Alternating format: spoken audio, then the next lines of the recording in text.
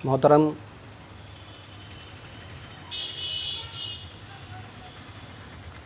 नाज़रीन, शहर के अवाम को एक पैगाम देना चाहता हूँ। जो इस प्रेस मीट के अंदर जो इलेक्ट्रॉनिक मीडिया और प्रेस मीडिया यहाँ पे शामिल हुए हैं, इन लोगों को सबको भी मेरे दिलो जान से सलाम नमस्ते सुनाते हुए मैं शहर कदरी के अवाम को एक पैगाम देना चाहता हूँ, ताकि लगभग एक 10-15 दिन से पहले से भी एक शहर कदरी के अंदर ये वक्फ जायदादों पर एक अफ़वाहें उठाए हुए हैं। बहुत सारे अफ़वाहें चल रहे हैं इसके अंदर तेलुगु देशम पार्टी और YSRCP पार्टी के एक साजिश है। क्योंकि इसका एक मैं मिसाल देना चाहता हूँ। ये दोनों पार्टियाँ इस तरह हैं, नीम के ढाली पर करेले का बेल, दोनों दरख्त भी कड़वे दरख्त हैं। ये एक गाड़ी के दो बैल हैं। ये लोग जो जब सवार होते हैं तो आपस में मिलजुल कर सवार होते हैं। मैं इसके दलील भी देता हूँ और इसका मिसाल भी दे सकता हूँ। जो 2014 के अंदर जो हमारे रियासत के अंदर तेलुगु देशम पार्टी हुकूमत में थी, जब यही कदरी के जो लीडर्स हैं, लोकल जो लीडर्स हैं, रहनुमाओं हैं, उन्होंने माइनॉरिटीज़ के रहनुमाओं हैं, तो जब कंदिकुंटा वेंकटा प्रसाद तेलुगु देशम के पार्टी से तहत से ताल्लुक़ात रखने वाले थे और इसी तरीक़े से और चांद बादशाह साहब MLA रहते थे और वो मौजूदा हुकूमत में शामिल हुए। तो मेरा कहने का मतलब यह है, 2014 के अंदर जो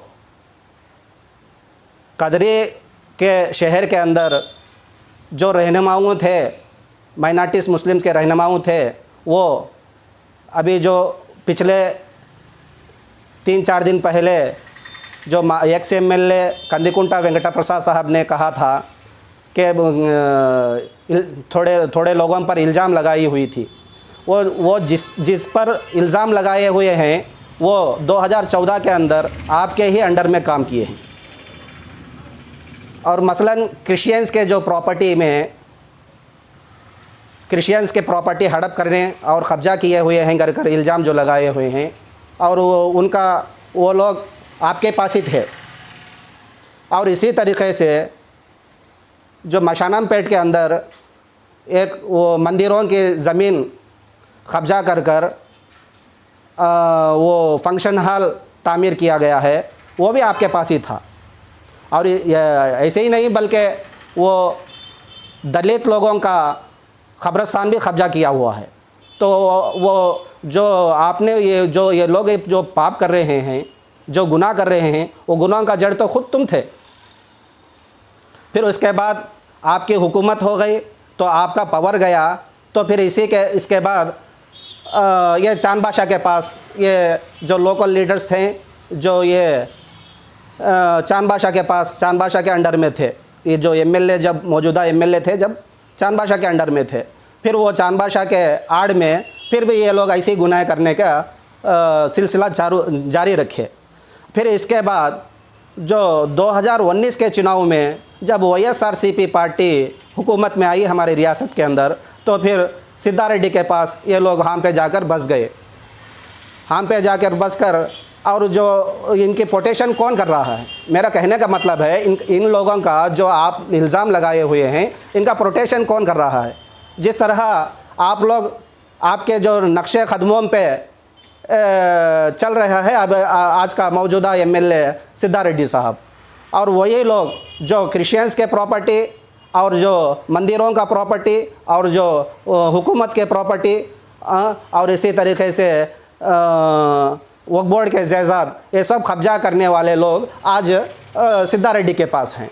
और तुम्हारे ही नक्शे कदमों पर आज वो सिद्धा रेड्डी साहब भी इन लोगों को अपना रहा है। यानी मेरा कहने का मतलब ये है कि हमारे उलमाए किराम को, हमारे आलिमों को, हमारे नौजवानों को ये YSRCP पार्टी और तेलुगुदेशम पार्टी गुमराह करने का काम कर रही है। ये सारे, और इसी के अंदर नहीं, आप लोग ये महसूस करते हैं कि हम लोग माइनॉरिटी लोग हमारे को अपनाएंगे और नहीं उनको अपनाएंगे कर नहीं, ये तुम्हारा जो आप लोग जो सोच कर रहे हैं ये बिल्कुल सही नहीं है। तो आप लोग भाईचारे का काम करें, सबको मिलजुल कर रहने का आप लोग ऐलान करें और मिलजुल कर लेने का काम करने के लिए आज भारतीय जनता पार्टी माइनॉरिटी मोर्चा आप लोगों का जो पिछले 10 सालों से आप लोग जो गुनाह कर रहे हैं उस गुनाहों का बायहाट कर रही है। और आज सारे दुनिया के अंदर, सारे हमारे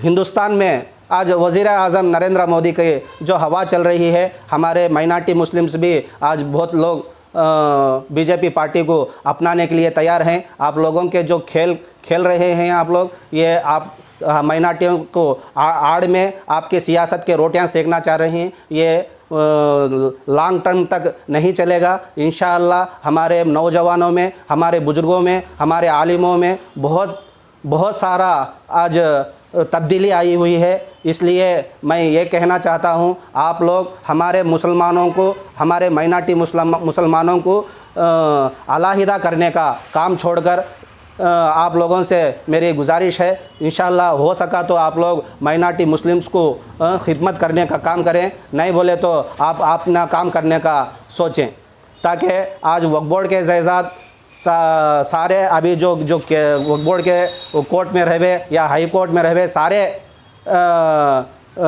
हमारे हिंदुस्तान में ऐसे केसेस ज़्यादा हैं। और इसी तरीक़े से ये 63 सर्वे नंबर के अंदर 4 एकड़ 63 सेंट जो ज़मीन है वो ज़मीन का फ़ैसला भी कोर्ट में रखा गया है और इंशाअल्लाह उसका फ़ैसला वक्फ बोर्ड के अंडर में होगा तो बहुत खुशी होगी। और इसी तरीक़े से अगर से नहीं है वो मुजावरों के अंडर में रहेगा तो भी फिर भी अल्हम्दुलिल्लाह अच्छा फ़ैसला हम लोग अपनाएंगे, ताकि आप लोग मुत्तहिद हो जाएं। मुसलमानों से भी मेरा कहने का मतलब ये, मेरा कहने का ज़रिया ये है कि आप लोग सब मुत्तहिद हो जाएं। इन लोगों के जैसे जो YSRCP रहे या